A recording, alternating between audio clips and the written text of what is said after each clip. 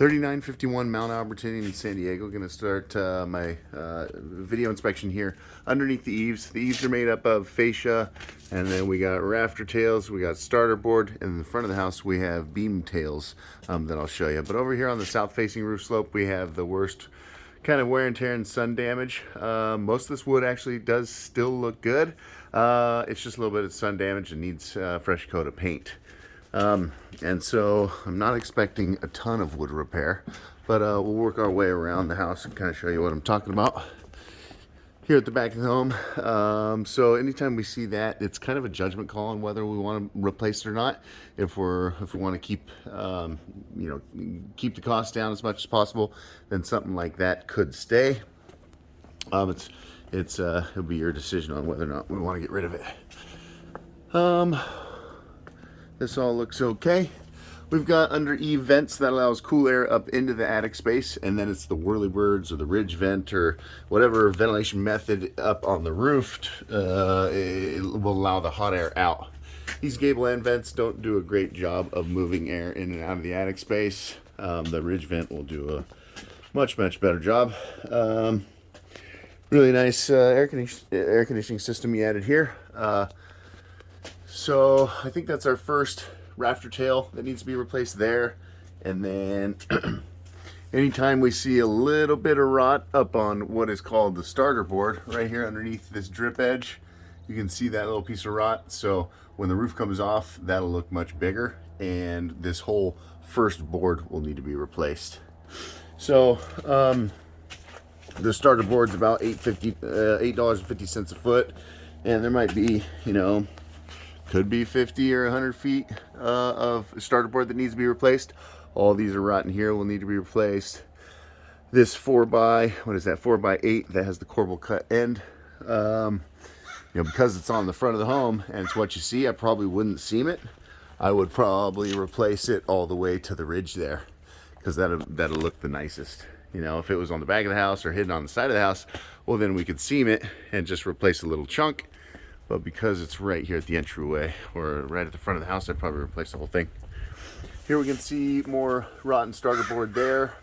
So that whole first piece will most likely need to be replaced.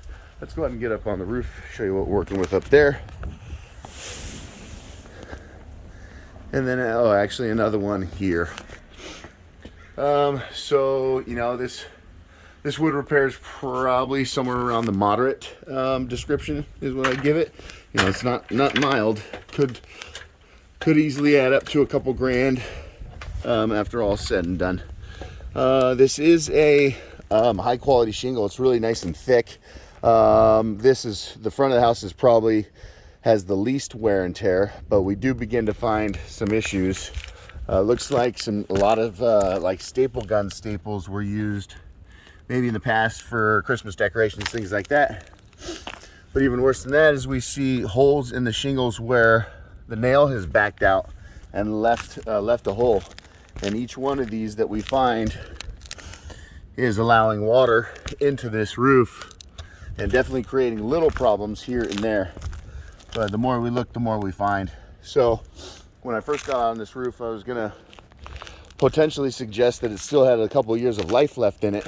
But then we begin to find these holes all over the place. Sometimes that's from using the wrong nails, and over the years they back out. But then we come on to the back of the house, and where the solar is located always has the worst wear and tear. A, because it gets the most amount of sunshine, and B, it's had the most foot traffic. When we reinstall these panels, we're going to push them all the way up to the ridge. They'll get marginally a tiny bit better production the higher they are on the roof. But this valley looks good. We will use a product called TPO in the valley. It lasts longer than this torch product and deals with ponding water much better. Anytime we see like a discoloration, that usually tells us that water is sitting in this valley. More nails backing their way out, causing problems. But you can see the crazy amount of granule loss and fiberglass and just the general wear and tear on these shingles.